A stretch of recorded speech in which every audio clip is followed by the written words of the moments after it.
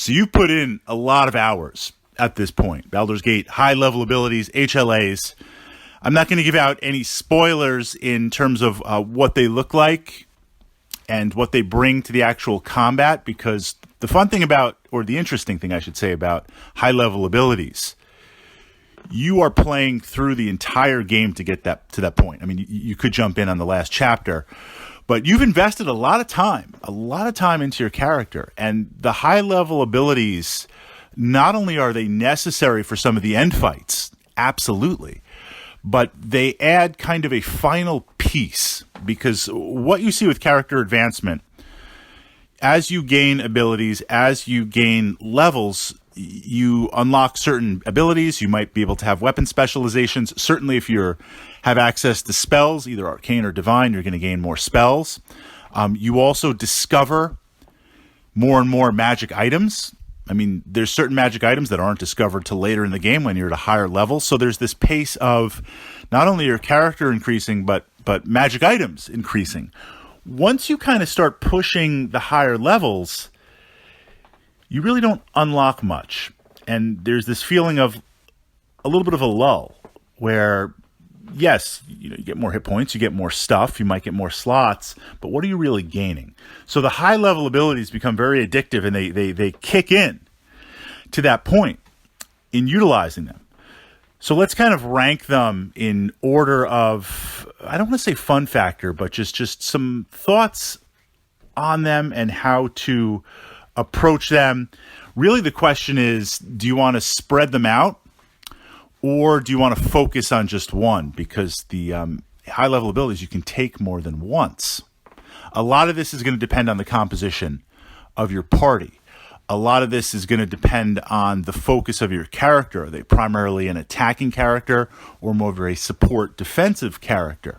If I'm a fighter class, or even playing the monk, I'm going all in on damage.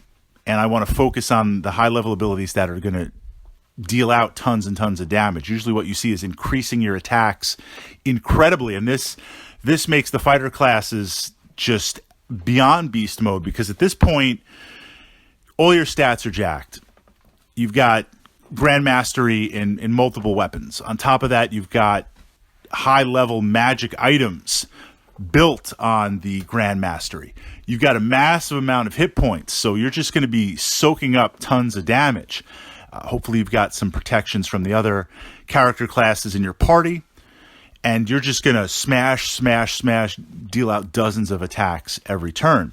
So while the high-level abilities in terms of the visuals and like the overall impact compared to other classes versus a fighter, they might not seem like they're there, but massive amounts of damage.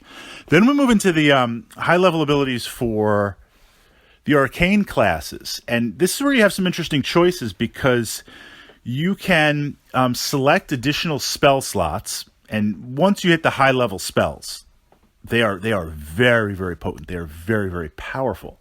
So certainly that's an option. I mean, on the one hand, you can argue that as a spellcaster, you can never have enough spells castable per day. You can never, the more spells you can cast, the better. And you can jack that up usually through magic items. I mean, we see this even in the first Baldur's Gate chapter. You get the ring of, I was going to say Ever Memory. I think that's it's the ring that gives you an additional spell slot. There's also some items that are going to give you additional spell slots. There's an amulet in the game too. Lower levels 1 and 2, that's big. You know, even if you're a sorcerer, that's big. If you're a mage, non-wild mage, that's big. So at the higher levels where you have these spells that are so potent, to be able to unlock an additional spell, you can never go wrong with that. But then you have spells, the Comet Strike, the Dragon's Breath, that are very, very fun to play. The visuals, the timing, if you can do it, it's tremendous effect. So I would even say, if you were a power gamer, I would look into, if you're an arcane class, spreading out the spells, spreading out the high level abilities, exploring with them, because you're probably going to have a good base of higher level spells anyway at this point with your spell slots. It's worth it. It's worth it, unless you're going pure power gamer, or maybe if you have to be so optimized because you're doing a no reload or a limited reload solo run where just you have to be brutally efficient. Then we get to Thieves. Now, Thieves are interesting, the Thief classes. And admittedly, I'm a little bit biased because I love the Shadow Dancer. I really love that class. But in terms of uniqueness, now the Thieves have the most variety in that you can craft stuff. You can use any magic item. That's huge for solo. That's also huge for, I'm trying to think, no spoilers. There's some support items in the game that you want to be able to utilize, but they're not necessarily on your primary fighters or some of your other character classes because they need to be optimized in the party to go out and wreck stuff. So being able to throw down a use magic item, big, huge, besides just a load of fun. It takes the versatility of the Thief and now blasts it out and increase it tremendously, where now you can hide and you can do stuff. You can set traps like crazy, and then after you've set the traps while they're going off, you can be utilizing all these other little clickies. It's a lot of fun. I think that's the most fun high-level ability.